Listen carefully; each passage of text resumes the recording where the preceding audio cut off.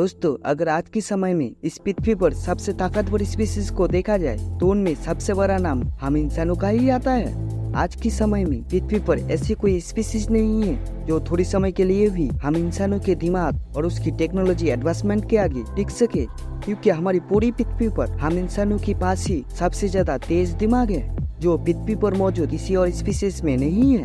इसी के कारण इंसान अपने आसपास के एनवायरनमेंट और आसपास की चीजों को समझ के एक्शन ले सकता है। आज के समय में हम इंसानों का दिमाग हमारी पृथ्वी तक ही सीमित नहीं है, बल्कि हम पृथ्वी के आसपास ग्रहों और अपनी सोलर सिस्टम और यहाँ तक कि अपने यूनिवर्स के बारे में भी लगातार जान रहे हैं।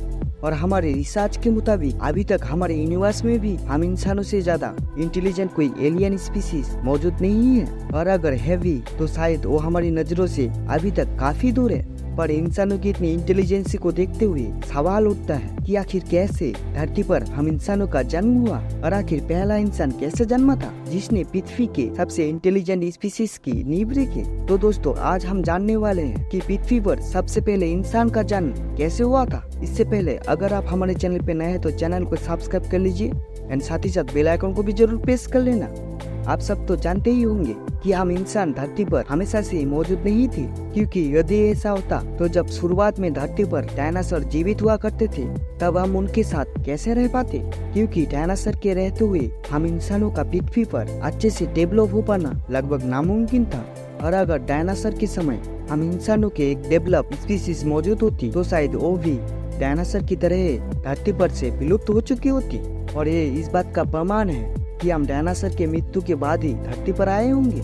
लेकिन क्या आपने कभी सोचा कि पहला इंसान धरती पर कैसे आया था और कहां से आया था? तो इसे समझने के लिए सबसे पहले हमारा ये जानना जरूरी है कि धरती पर जितनी भी जीव मौजूद है वो सब पहले के जीव से इवॉल्व होकर ही आए हैं, जो कि एक समय पर धरती पर मौजूद हुआ करते थे। इस प्रक्रिया को इवोल्यूशन कहा जाता है। वैज्ञानिकों ने रिसर्च में पाया कि हमारी पृथ्वी पर जीवन की शुरुआत समुद्र से हुई थी। पृथ्वी पर जीवन की शुरुआत आज से करीब 3.5 बिलियन साल पहले माइक्रो ऑर्गेनिज्म के फॉर्म में हुई थी। यानी ये इतना छोटा था जिसे हम अपने आंखों से देख भी नहीं सकते थे, और ये पानी के अंदर काफी गहराई में रहा करते थे। लेकिन बाद में जब धीरे धीरे इवोल्यूशन होता गया तब इन माइक्रो ऑर्गेनिज्म में काफी सारे बदलाव होना शुरू हो गए। ये सिंगल सेलुलर से मल्टी सेलुलर बन गए, जिसके बाद इनमें कई कॉम्प्लेक्स स्ट्रक्चर बनने लगे। और समय के साथ साथ ये ऑर्गेनिज्म इवॉल्व होने लगे। इनमें से कुछ पानी में ही रहने लगे और कुछ धीरे धीरे पानी से बाहर धरती पर भी रहना शुरू कर दिए। इसके कई हजारों लाखों साल तक इवोल्यूशन कुछ इस प्रकार हुआ कि बड़े बड़े जीव भी धरती पर अस्तित्व में आए, जैसे कि डायनासोर। और ऐसा भी कहा जाता है कि इन डायनासोर की प्रजातियों के खत्म होने के बाद ही ह्यूमन इवोल्यूशन की शुरुआत हुई। आइए हम इसे थोड़ा गहराई से समझने की कोशिश करते हैं। ऐसा कहा जाता है 66 मिलियन साल पहले एक बड़ा एस्ट्रॉयड धरती पर टकराया था। उस समय धरती पर एस्ट्रॉयड की टक्कर काफी ज्यादा खतरनाक थी, जिसके चलते पृथ्वी का वातावरण लगभग पूरी तरह से खत्म हो गया था। पृथ्वी का इकोसिस्टम पूरी तरह से बिगड़ गया था। पृथ्वी की समुद्र में बड़ी बड़ी लहरें उत्पन्न हुई थी, जिसने पूरी पृथ्वी को डुबो दिया था। पृथ्वी पर बड़े बड़े भूकंप आए थे। और इसके अलावा वैज्ञानिक ये भी बताते हैं कि उस समय एस्ट्रॉयड की टक्कर के चलते पृथ्वी पर मौजूद ज्यादातर वोल्केनो भी फट गए थे। और इन सभी घटनाओं की एक साथ घटने के चलते पृथ्वी पर एक बहुत बड़ा मास एक्सटिंक्शन हुआ था, जिसके कारण इन डायनासोर प्रजातियों का अंत हो गया था। और साथ ही धरती पर रहने वाले कई अन्य रेप्टाइल्स भी मारे गए थे। ऐसा भी माना जाता है कि लगभग 75% फ्लोरा और फौना भी इसमें नष्ट हो गई थी। इसी के कारण ये हुआ कि धरती पर कई सारे स्पीशीज यानी कि कुछ सारी प्रजातियों का रहने वाले स्थान अब खाली पड़ चुका था, और साथ ही धरती की इकोसिस्टम का बैलेंस भी खराब होने लगा था। इसीलिए धरती को अब नई प्रजातियों की आवश्यकता थी, जिसके कारण मैमल्स अस्तित्व में आना शुरू हो गए। और इसके 10 मिलियन साल बाद इन्हीं मैमल्स की 3 से 4,000 प्रजातियां धरती पर अस्तित्व में आ गई, जिनमें से एक थी प्राइमेट्स यानी बंदर जैसी दिखने वाली प्रजातियां। और फिर इन प्राइमेट्स में भी कई सारे बदलाव आए, जिनमें से कि पहला बदलाव था वो ये था कि ये प्राइमेट्स 2 अलग अलग ग्रुप में डिवाइड हो गए। इनमें से एक था स्ट्रेपोसिडी, जिन्हें बेटनोज प्राइमेट्स भी कहा जाता है क्योंकि इनमें सूंघने की शक्ति थी। दूसरे थे हेप्लोरिन्स, जिन्हें ड्राइनोज प्राइमेट्स भी कहा जाता है क्योंकि इनमें देखने की शक्ति ज्यादा थी।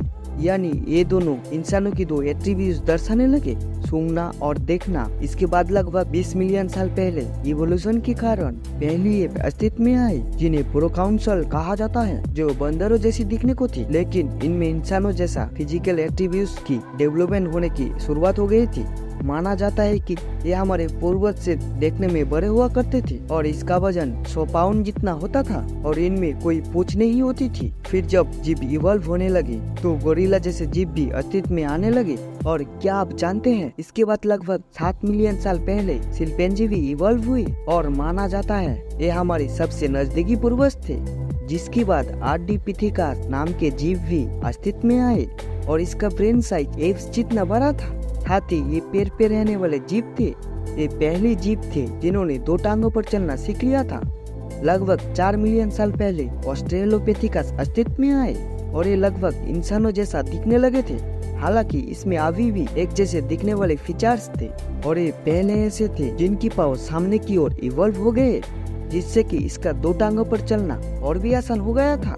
और ये आप अपने हाथों का इस्तेमाल टूल्स बनाने में करते थे। और ये भी आगे चलकर 2 ग्रुप्स में डिवाइडेड हो गए, जिनमें से पहले वो थे जिनके जबड़े काफी बड़े हुआ करते थे और दूसरे वो थे जिनका ब्रेन साइज काफी बड़ा हुआ करता था।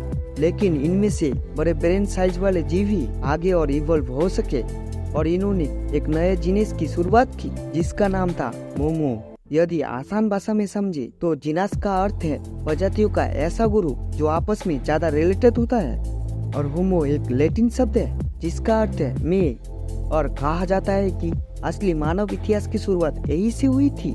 इस होमोजीनस के पहले सदस्य थे होमो हेबिलिस, जिन्हें हैंडीमैन के नाम से जाना जाती है क्योंकि ये पत्थरों की मदद से औजारों का इस्तेमाल करते थे।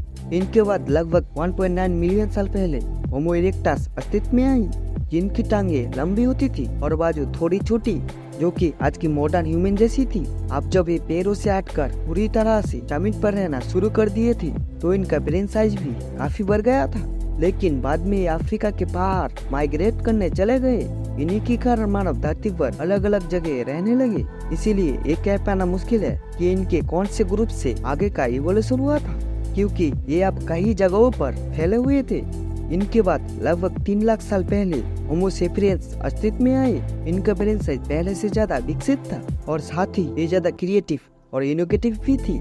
यही कारण था कि इनसे पहले धरती पर मौजूद निएंडरथल कम क्रिएटिव होने के कारण अस्तित्व से हट गए और इन होमो सेपियंस ने इनका स्थान ले लिया। इस समय होमो सेपियंस पृथ्वी पर मौजूद सबसे ज्यादा इंटेलिजेंट स्पीसीज थे, जो अपने शिकार को आधुनिक पत्थरों के हथियार के जरिए आसानी से शिकार कर सकती थी। इसके अलावा होमो सेपियंस की क्रिएटिविटी के चलते होमो सेपियंस अपने आसपास की एनवायरनमेंट को दूसरे जानवरों से ज्यादा अच्छा समझ सकते थे और अपने आप को दूसरे जानवरों से बचा भी सकते थे। होमो सेपियंस की इसी क्रिएटिविटी के कारण होमो सेपियंस ने समय के साथ साथ अपने सभ्यताओं को मजबूत करने और अपनी टेक्नोलॉजी को मजबूत करने पर लगातार काम किया।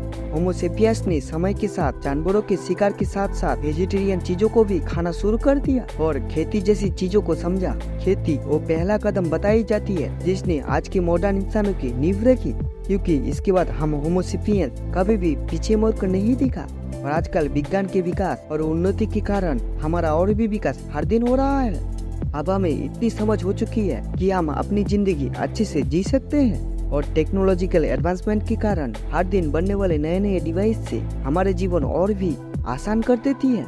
तो हम उम्मीद करते हैं कि आप इस रहस्य को समझ गए होंगे कि किस प्रकार धरती पर पहला इंसान आया था और कहां से आया था।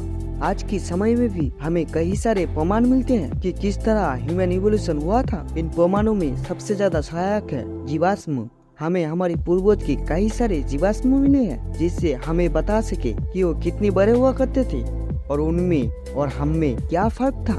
और ये भी अनुमान लगाया जा सका कि वे कैसे देखते थे। साथ ही कुछ आर्कोलॉजिकल साइट खुदाई के दौरान ये पाया गया कि किस तरह हमारे पूर्वज पत्थरों के बने औजारों का इस्तेमाल करते थे। तो दोस्तों, आप समझ गए होंगे कि हम इंसानों का जन्म किसी इंसान से नहीं हुआ था, बल्कि आज हम जो इंसान है, जिस फिजिकल स्ट्रक्चर और जिस दिमाग के साथ मौजूद है, वो पृथ्वी पर लाखों हजारों साल की इवोल्यूशन के चलते ऐसा बना है जैसा आज हम उसे देख रहे हैं। और ये इवोल्यूशन लगातार जारी है और आगे भी। आज से कई हजार या लाख साल बाद हमें हमारी अपने ही इंसानों की शरीर और यहाँ तक के दिमाग में भी काफी ज्यादा बदलाव देखने को मिलेगी। कहने का मतलब है ये इवोल्यूशन लगातार जारी रहता है। तो दोस्तों आज के लिए इतना ही। अगर आपको वीडियो अच्छी लगे तो लाइक, शेयर एंड कमेंट करना। एंड हमारे चैनल पे नए हैं तो चैनल को सब्सक्राइब कर लेना। मिलते हैं अगली वीडियो में।